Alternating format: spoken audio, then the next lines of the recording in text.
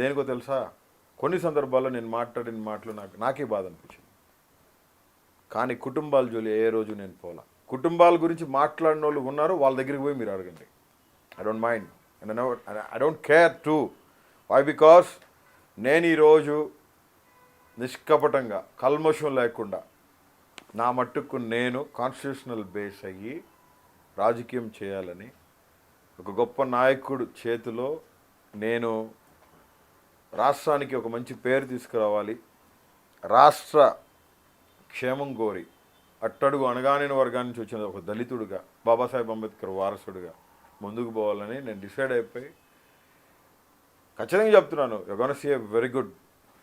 అనిల్ గారు, అసలు మీరు జైలుకి ఎందుకు వెళ్ళారు? వైఎస్ఆర్సీపీ పార్టీకి సపోర్ట్ చేసినందుకు, కొంతమంది రైట్ ఇన్ఫర్మేషన్ యాక్ట్ కింద కొంతమంది మీద కేసులు పెట్టినందుకు. అందుకేనా? మేబీ. మీ మీద మోపిన ఛార్జెస్ ఏంటి? 22 కేసెస్. ఏంటవి? Except 1, all are social media cases. మీకు తెలుసు కదా ఫస్ట్ ఏ కేసులో అరెస్ట్ చేశారు. అలా కేసుకి నాకు సంబంధం ఏంది? ఆ కేసుకి చర్చ ఆస్తులు అమ్ముకుంటూ తిరిగే అతను చర్చ ఆస్తులు ఫ్యాబ్రికేటెడ్ డాక్యుమెంట్స్ క్రియేట్ చేసి చాలామంది జీవితాలతో ఆడుకొని చర్చిలను అడ్డం పెట్టుకొని మోసాలు చేసుకుంటూ బతికే అతను నా మీద కేసు పెడితే అతను నేనేదో 50 లక్షలు అడిగానని చెప్పి కోర్టులో ఉంది.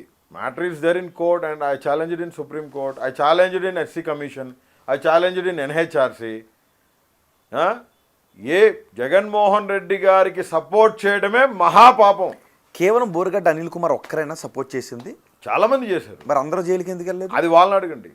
బోరుగడ్డ అనిల్ కుమార్ దళితుడు కాబట్టి, బోరుగడ్డ అనిల్ కుమార్ అనిల్ చౌదరి కాదు, బోరుగడ్డ అనిల్ కుమార్ అనిల్ నాయుడు కాదు, బోరుగడ్డ అనిల్ కుమార్ అనిల్ రెడ్డి కాదు, బోరుగడ్డ అనిల్ కుమార్ అనిల్ తోక ఏది కాదు. బోరుగడ్డ అనిల్ కుమార్ ప్రజాప్రతినిధి కూడా కాదు అని మీరు ఒక పార్టీలో ఉండుంటారు, రిపబ్లికన్ పార్టీలో. మీరు గెలిచినటువంటి ఎంపీ ఎమ్మెల్యే కాదు. మీరు కూడా మాట్లాడొచ్చు. నేను మీ క్యాస్ట్ కాదని చెప్పి మీరు నన్ను రాజకీయ ప్రతినిధి కాదని మీరు ఎట్టంటారండి? రాజకీయ 10 సంవత్సరాలు నేషనల్ డెమోక్రటిక్ అలయన్స్ ఉన్న పార్టీ రిపబ్లికన్ పార్టీలో చట్టసభలో సభ్యుడు కాదు. చట్టసభలో సభ్యుడు అవుతానేమో, అవకాశం దేవుడిస్తాడేమో, మంత్రి అవుతారేమో, ఖచ్చితంగా సెంట్రల్ మంత్రి అవుతారు, లేదంటే స్టేట్ మంత్రి అవుతారు.